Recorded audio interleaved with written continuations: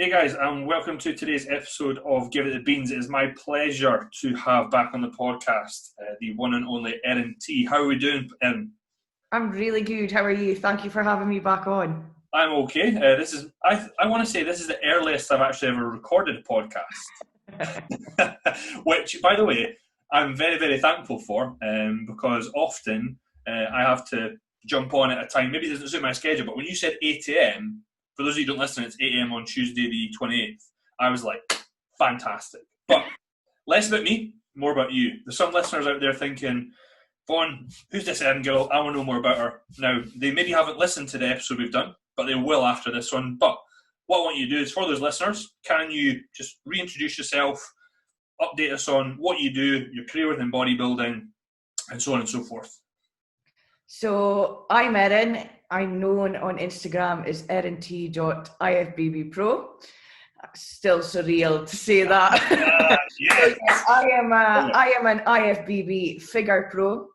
I started my bodybuilding journey back in 2018, where I was actually a bikini athlete, and transitioned into figure 2019, where I won my IFBB pro card in Italy, and then I have been on an improvement season since September, and then we're hoping to hit the stage in 2021 and do my pro debut there. I think anyone listening knows that you are very humble and that achievement is unbelievable. Honestly, it means more to me than, like, honestly, it just gives me shivers every time I say it. Like, it's still so surreal. I know I asked you this on the podcast before, but having worked for that for so long, just how did that feel in that moment when they called your name and they gave you the card? Just talk us through that moment. To be honest, I had visualized it for for such a long period of time. I just imagined visualizing myself walking out on a stage, doing my posing perfect, and then hearing them do, and the new IFB Pro is, and then see when they said that, it was like, honestly, it was like I had relived. It was like I had already done it. And then, like, having that card in my hand and realizing that, like, this had been a dream for such a long time was just surreal. And I think that's why I didn't step onto the stage sooner as well, because I was like, I have just achieved my lifetime goal. Like, I need to just embrace this and just take my time so my pro debut will be even better. I was waiting to say, and that's set for next year. I think this sort of leads us into today's sort of topic that is all about sort of, you could say, gaining weight, bulking within female bodybuilding. And it's something that I feel it's maybe not talked about enough, and some of the struggles that female competitors or aspiring competitors feel like they can't sort of reach out. So let's talk about your gaining phase first. So if we can give the listeners just an example, because there's someone out there that are complete beginners, they have no idea. Let's talk about, what was your stage weight? What's your sort of weight now? How is it sort of fluctuated up and down along with, by the way, if you're listening, go check out Erin's Instagram and you'll see how much muscle she has and has gained. But can you give us just, what's your journey been like within bulking? So basically, I think a lot of people think that you need to stay under this guidelines, like 5 to 6 kilos above their stage weight if you want to be competitive as an athlete. And I think with Instagram these days, you'll maybe see the top pros, like the genetic elite, maybe staying 5 to 6 kilos above their stage weight. But that's because they've actually got all the muscle they've needed to get to that level. But is an amateur or is somebody that's wanting to compete to a high level, you're going to have to spend years being a little bit uncomfortable to get to that physique goal. So when I finished competing in September, my stage weight was 48 kilos. And I'm sitting 69 just now. Nice. So that's 20 kilos, 21 kilos up. Absolutely. And to be honest, Mentally, it's probably one of the hardest things, especially as like a bikini athlete would have to deal with, is getting your body and realizing that you're going to have to push to, well, quite extreme measures if you want to make progress. But I think with Instagram in this day and age just now, people only show the highlights. So many competitors will only show them under a certain level of body fat, or they'll only show stage photos and they're not showing the real. And that's what I'm trying to do with my Instagram, is I want to document that it's okay to carry a little bit of body fat. It's okay to be above 10 kilos of stage weight, because it's not healthy to be like, if I was walking around and I was only 50 kilos, I would literally look diced. Or even 5 kilos above stage weight, my glutes would still be striated. And it's not healthy. And I think in an improvement season, it's about getting your body back into a healthy place to make sure that you're gaining enough tissue to be competitive next year, or whenever you do decide to go back into prep again. Because I think a lot of females, they feel the pressure to jump on to another prep too soon. Yes, absolutely. Now, you mentioned, I think that you sharing your journey, love the ragdoll walking across the screen there. That's brilliant. You mentioned your journey, and, I think you just done a photo shoot, a recent photo shoot, didn't you? Where, the comparison between being shredded in that photo shoot, I think both amazing physiques and both show completely different, aspects of the bodybuilding journey. But I guess, as you've maybe rightly said, Instagram is maybe giving females somewhat of a pressure to stay lean all year round. And what I wanted to ask you was, do you think that, and maybe this is to do with your own journey, back at the start, was there this sort of innate fear of, oh my God, if I put on weight, I'm just going to get fat? Or, is it a case of, oh, well, I'm looking at all these girls on Instagram, they're all lean, so I need to stay lean? What's your thoughts?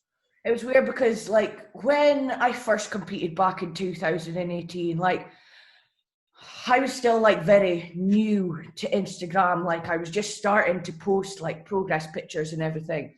And as I was getting leaner, I noticed that more people was paying attention to me. I was getting more interaction. More people was liking my photos. More people was sliding into my DMs and everything. And I was like, this is crazy.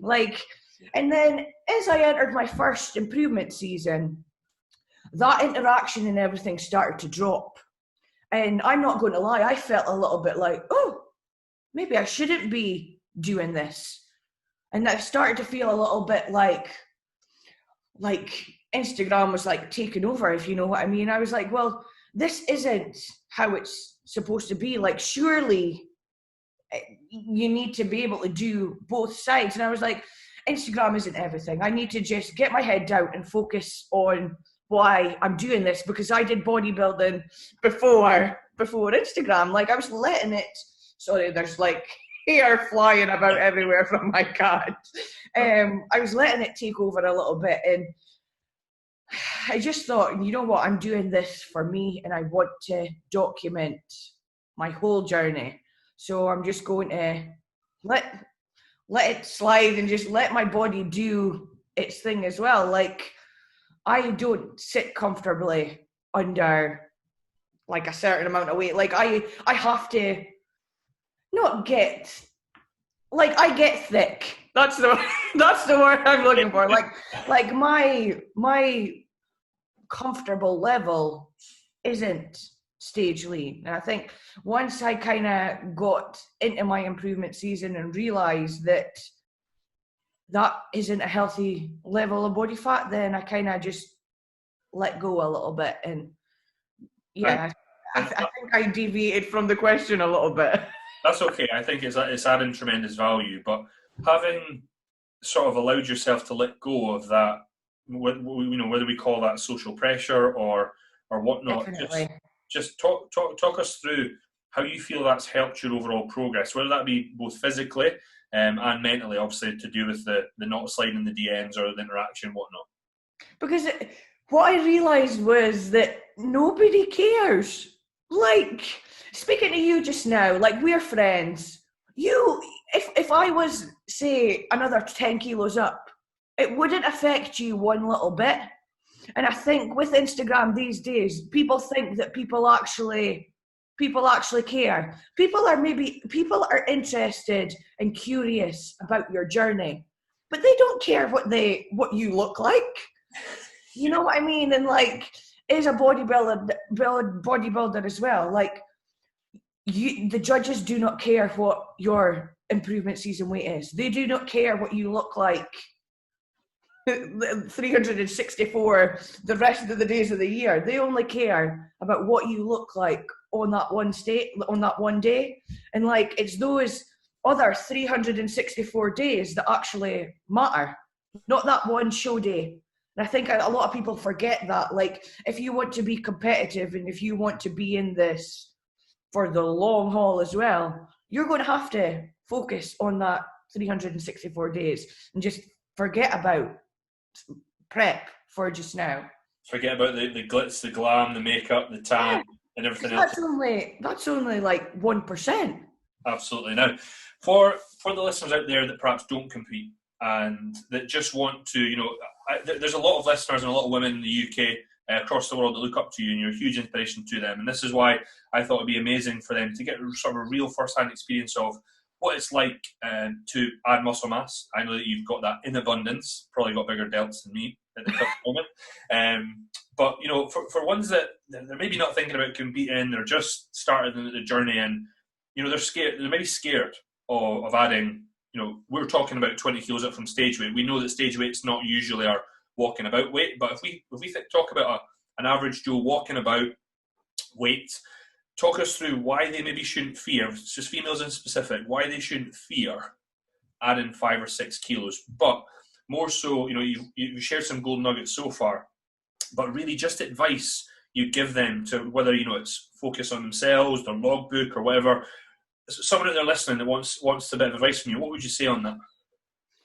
Sometimes, especially as like Gen Pop as well, if you want to get your body, the majority of Gen Pop do not have enough muscle mass, so they'll be comparing themselves to these girls on Instagram or whatever that have already built up that lean tissue that they need.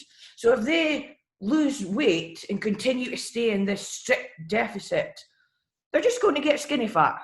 And then they're going to get to maybe, say, eating like 1,000 calories a day. And they'll be like, why am I not looking like that girl?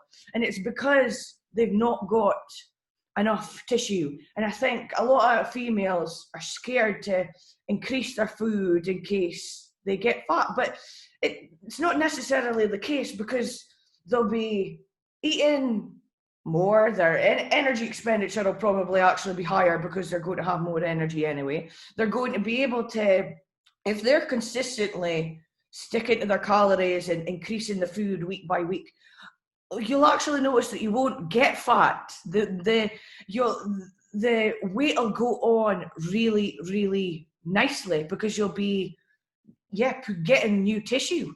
And as a female, I think that's one of the most important things to do, is actually just taking a step back and slowly increasing your food, because in like over a long period of time, it's going to do you wonders. Absolutely. And I think what I tend to, with the girls I work with, they are quite open and honest about how some weeks they'll have a little bit of a wobble with body image in the mirror. And I always say that I think, especially as a bodybuilder, that's completely natural. From a guy's perspective, I'm always looking, going, fuck, I'm not big enough, right?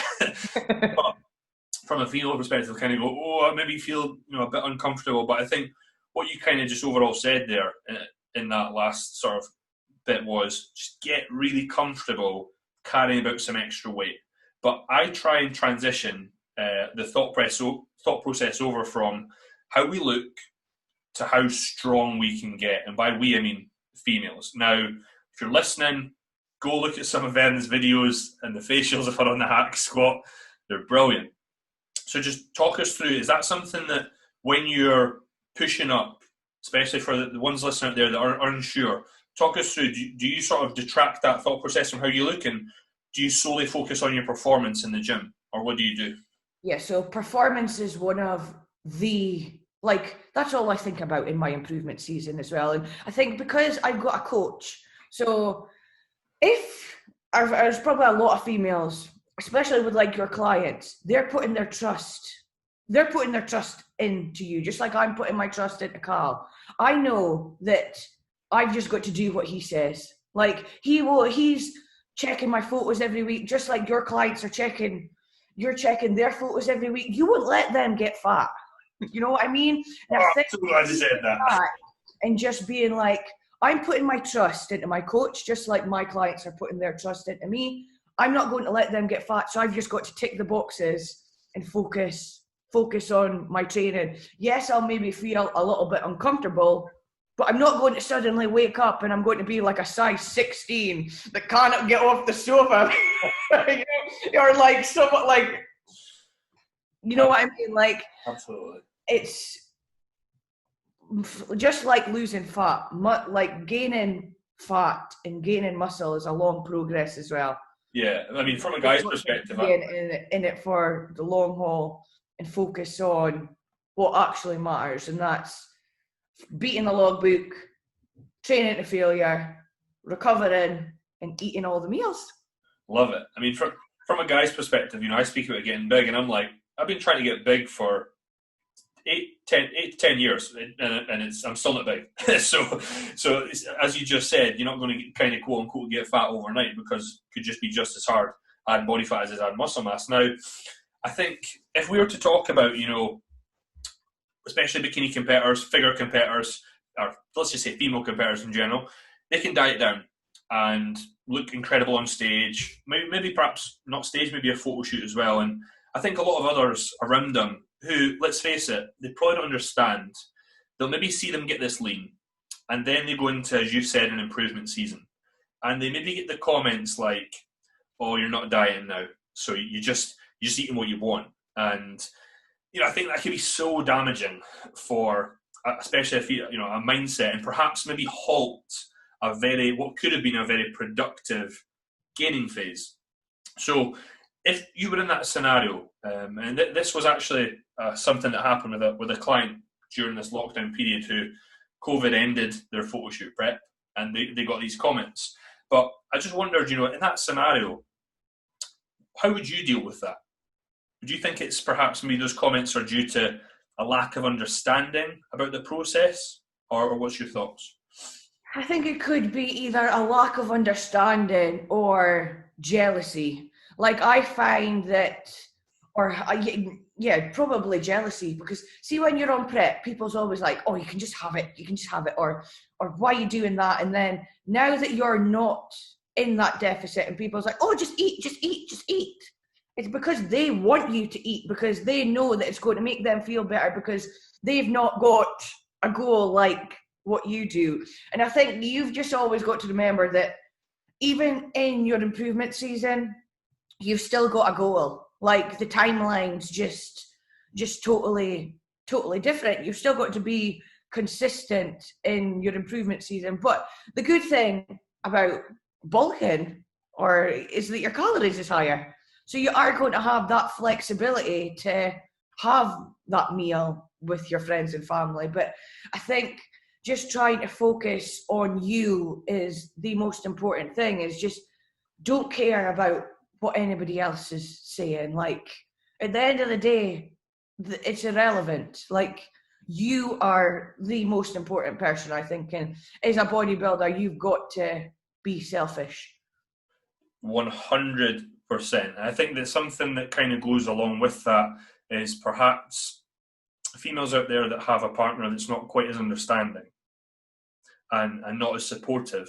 Yeah, it's maybe great when they're getting lean, but perhaps they might receive some unsupportive comments from their partner in a gaining phase. You know, and it can kind of stem both ways, right? They could say, oh, when you're dieting, you know, I've had clients have comments like, oh, you've not even got a bum anymore, have you lost your ass? And then, I got that.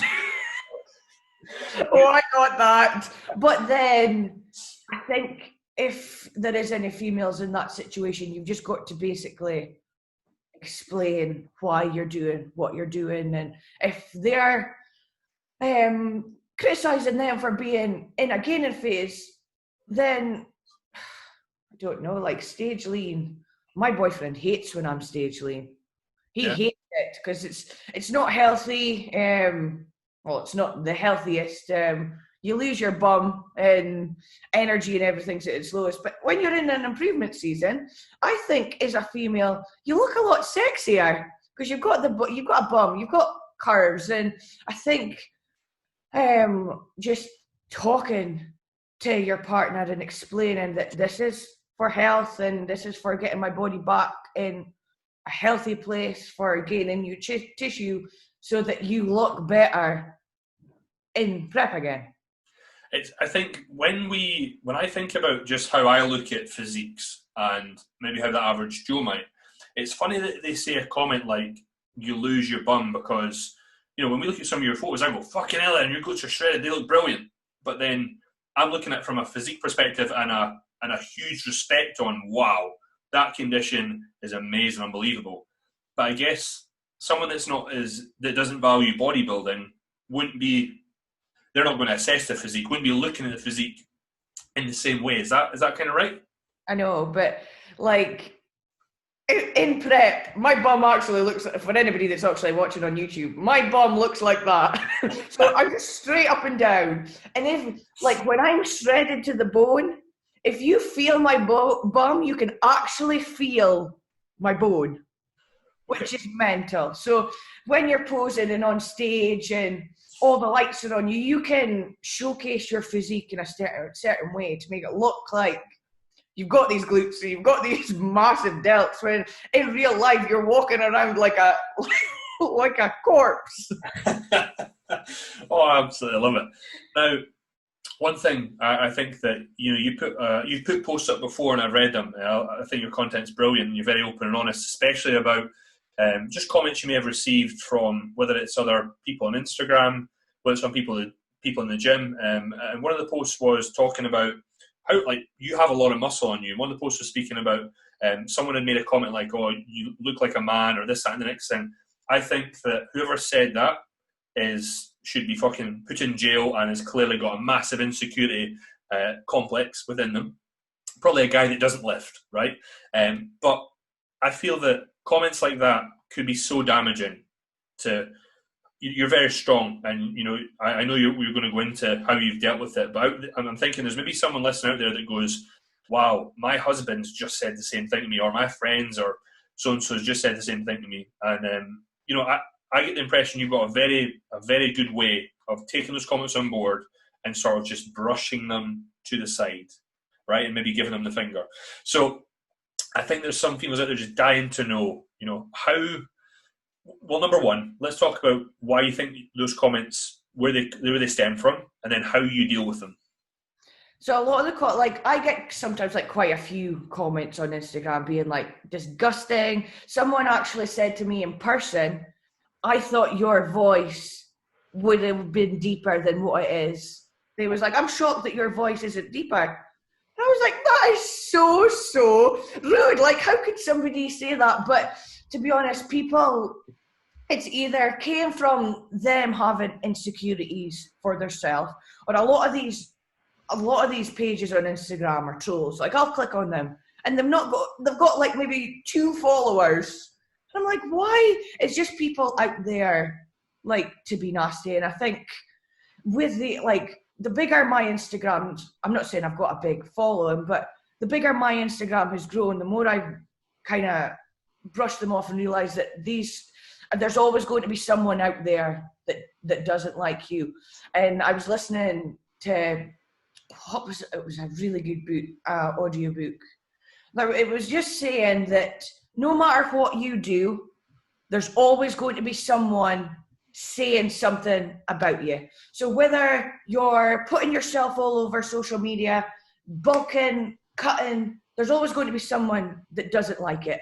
Always. Or you could be standing doing nothing and there'll be someone commenting on it as well that they don't like. Oh, like, why is she doing nothing? Like, there's always going to be, I think, and that's what I've realized, that no matter what you do, somebody's going to say something. So you might as well just go all out and be happy, because I didn't bodybuild or do what I wanted to do with my life for such a long period of time because I was so scared about what others was going to say about it. Wow. And that's very... So just realising that you just got to do what makes you happy. 100%. And thank you for sharing that. I think that would have probably been incredibly hard for you to do. And I think that for you to be so strong now it is a real reflection of just your growth as an individual, as a business, as a woman. And I hope that the females out there listening could take that on board. And, you know, you said for a while it sort of stopped you. Could you let us know how long that was? So I started the gym when I was 16, and then I did my first competition when I was 21, yeah. So I always loved sports. Like, I was competitive in dancing and swimming before I took up the gym, and then once I got into the gym properly, like, there wasn't a lot of females that was going like consistently. Yeah. And like everybody in my area would just like go out and drink, and I just was doing that to fit in for like a long period of time. And I was like, I don't want to do this. Like, there's so much more I've actually got to give. And one day I just thought, you know what? Fuck it. I'm just going to do what I want to do. I was like, I'm just going to be away from the norm, if you know what I mean. Like, up in Aberdeen, there's probably about 3 people that actually compete. You know what I mean? Like, it's completely out the norm. And I was like, you know what? I'm just going to do what makes me happy. And like, bodybuilding and doing what I do now has completely changed my life. Like, I'm actually living the dream. Like, you know what I mean? Like, I'm doing something. Although not a lot of people can say that they're living the life that they want to live. Like, even my partner, I'm like, what are you passionate about? And he doesn't know. And I think it takes people longer than others to find what they actually have a true passion for. But I'm just so grateful that I've managed to find mine. And I think you've just got to go for it, basically. 100%. I love that you said, because I'm the same. I'm very grateful to wake up and call what I do, sit here at 10 to 9 in the morning on a podcast and call it work when it's... I know, it's crazy, isn't it? It's brilliant. And I think that sort of leads us on to what we were going to speak about, was just what bodybuilding has done for you in your life. And I think that to go from, you mentioned the fear of not wanting to gain muscle or this and next time because of the people around you and where you lived. And for those of you who don't know, Erin lives in, is it the Shire up in Aberdeen? Yeah. Top of Scotland, where there's nothing there. yeah. It's good. The past couple of weeks, I've had Scottish guests on the podcast, which is nice. But yeah, if you could just talk us through. And I know you shed a little light on it there, but I want you to go in real detail here. Just what bodybuilding, transforming your physique, has done for your life. Your purpose, your vision, your business, and then just how empowered it makes you feel. So basically, it just, bodybuilding has completely changed my life. I'm so much more consistent with every aspect. Like, it has made me so much more committed. I'm more driven. Like, I've now got a career in bodybuilding. Like, I'm an online coach and I used to be a personal trainer. I've been able to meet people from all over the world that have got the same passions is what I do. And I think just being able to let go and actually follow my dreams and just think, fuck it, I don't care what anybody else thinks, has made me honestly live my best life. Like, I could happily get up at 5 o'clock in the morning and stay up till 9 o'clock at night on my computer, speaking to all of my clients, training. Like, I just love it. I could do that 7 days a week. Like, people are like, are you not bored? I'm like, no, I honestly, I love it. I absolutely love it. One thing that's been a real joy this lockdown is you post little snippets of your setups for your clients, and when you try and say the word specific, I can't say it. Specific. See? Specific. it's I don't actually like it drives me nuts. it is fantastic, and you've been a sort of it's always been class. Just every now and then you check a story, and there's always a wee sort of thing. Now, I guess it's one thing we should probably touch on, especially because we are both from Scotland, and in Scotland, the gyms are still closed. But could you just let us sort of give us an idea of how lockdown has been for yourself, your business, maybe the toll it's taken, if at all, on anything. Just talk us through that if you could. So one of my clients, she actually has like a little gym set up in her garage that's got a barbell, a couple of dumbbells, a lat pull down, and like a cable stack. And she luckily said that I could train out of there. So I've had load up to 150 kilos,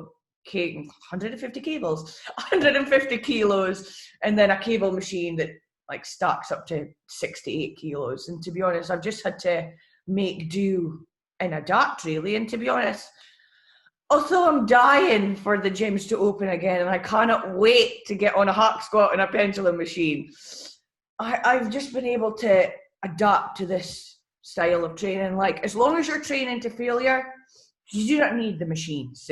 Well, you do to an extent, but you can still make progress with minimal equipment.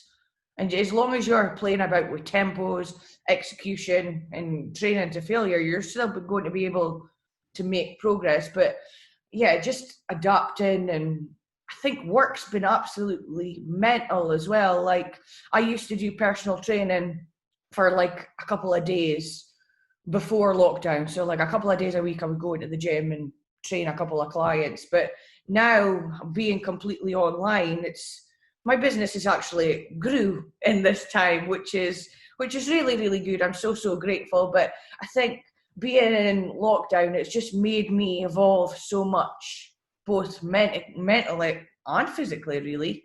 Yeah, because I remember last time we spoke on the podcast, which I want to say was last October. Yeah. I think then you had said to me that you were transitioning, because I had just went through the online, you were transitioning, and to see you grow during a period where the number one thing we need as coaches is being shut, is the gyms, it's inspiring and it's motivating to see, and I hope that other fitness professionals out there can get some inspiration from you. That I think what this pandemic will do is it will create a lot of online coaches that won't go back to one-to-one, because like yourself, you've seen that. I guess that although you've always loved living your life, you're loving it even more now, because you now can control every single hour, every single day. And yeah, definitely. Like, that's what I was saying to my partner. I was like, lockdown has actually made me realize how much I prefer online coaching to like PTing as well.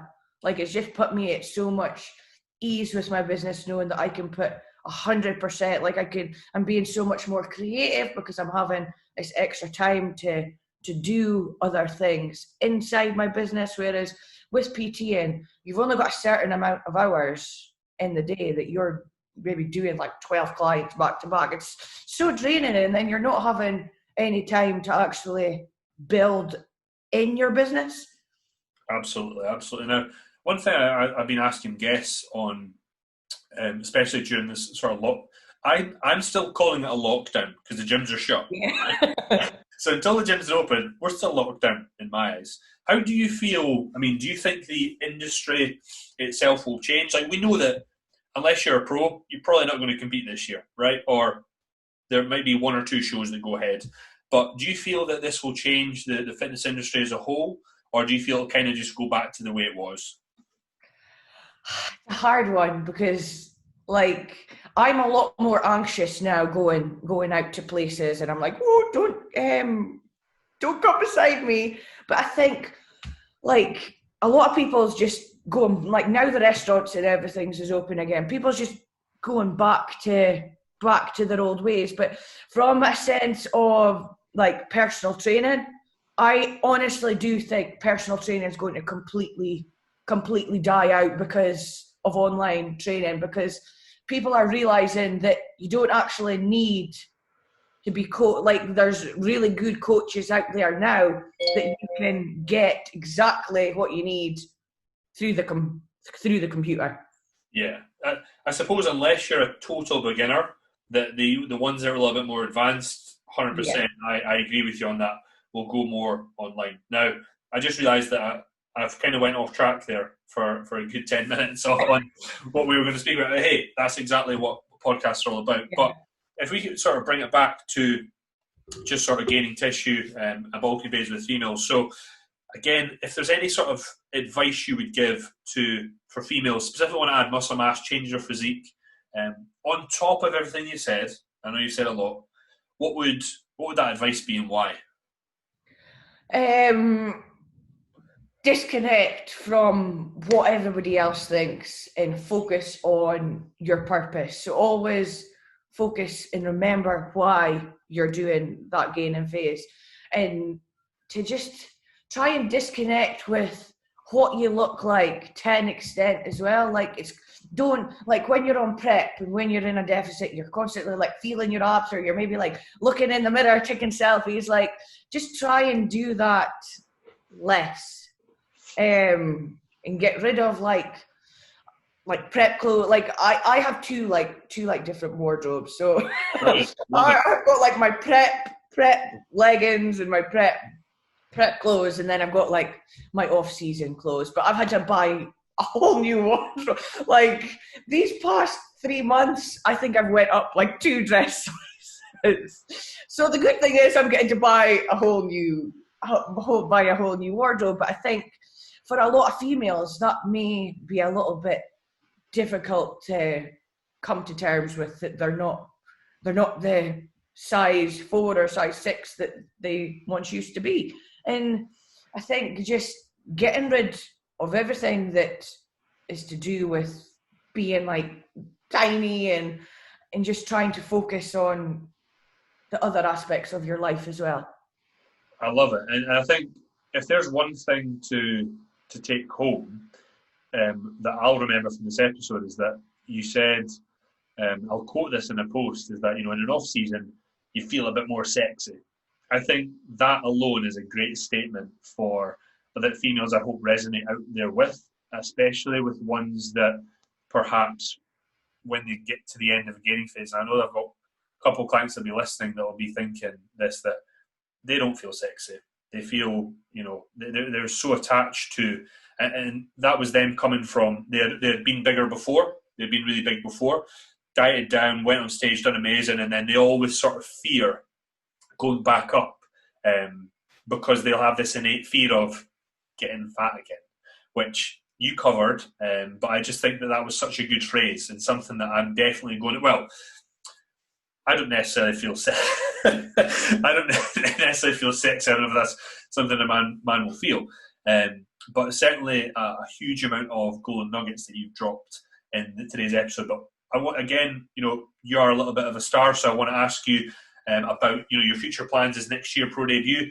I know that doesn't end for you, right? Talk us through, what's the big vision? Is it the O? Is it getting on that stage and getting Definitely, the Olympia is the ultimate goal. Probably winning a pro show and getting an invite to the Arnolds. That's my 3 big goals I want to achieve. But I don't have a time frame for hitting those, because obviously pro standard is completely different, and that's why I'm doing what I'm doing just now, because I need to gain the tissue.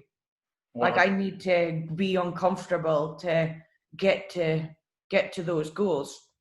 But hopefully, if all goes to plan, I'll be starting prep in January, roughly next year, and competing, and hopefully either Japan or somewhere like Brazil. I just want to do somewhere, that I wouldn't go on holiday to. Yeah. You know what I mean? Yeah, I think doing there would be unreal. That's brilliant. But I'm sure that anyone listening would probably agree with me and say that having followed you and known you for a while, those goals will get ticked off without a shadow of a doubt. And I look forward to watching you do that with somewhat ease, right? But I know, like doing bodybuilding myself, that it's not easy and it's a long process, and that I massively respect what you do. It's brilliant. Now, one thing I always like to end the podcast on, and we may have talked about this last time, but maybe it's changed, especially with the global pandemic going on. It's not something I suppose that we ever could imagine, right? If you were to ask me, yeah, that's for sure. It's been. You couldn't even. If you were to ask me 5 years ago if this was in my 5-year plan, I would have said no, right? But talk us through just, maybe anything that in the past or with what's going on, what's sort of been your biggest lesson that you've learned in life to date? And sort of from that lesson, how has it maybe changed you or molded you into the woman you are today? Probably that you can't please everyone. That is definitely my biggest lesson, because I spent so much of my life trying to please other people. And then see now, I couldn't be happier. The way I am on this podcast is the way I am in real life. And I used to hide my passions. I used to hide everything for so long. So just definitely just being able to let go, realize that no matter what you do, you're not going to please everybody. So just do it anyway. Yeah, I love it. I love it. Now, for anyone listening, this is the first time listening to yourself speak. I hope that this inspired them to go back and listen to the first episode that we done. But for anyone out there that wants to get in touch with you, maybe wants to DM you on Instagram, could you just let them know of your contact details? How they could do that? Yeah, so just Instagram, ErinT.IFBBPro. I love it. So for anyone out there listening, especially the female listeners, I hope that may give you an incredible amount of value. Please do go drop Erin a follow and watch her, and please support her in her journey, considering this is a Scottish bodybuilding podcast. To have a fellow Scots person on, one that is a pro, is amazing. So listen, Erin, massive thank you from myself and the listeners. I know they'll get an incredible amount of value, and I know I speak for the both of us. I say, wherever you are, whatever you do, give it the beans.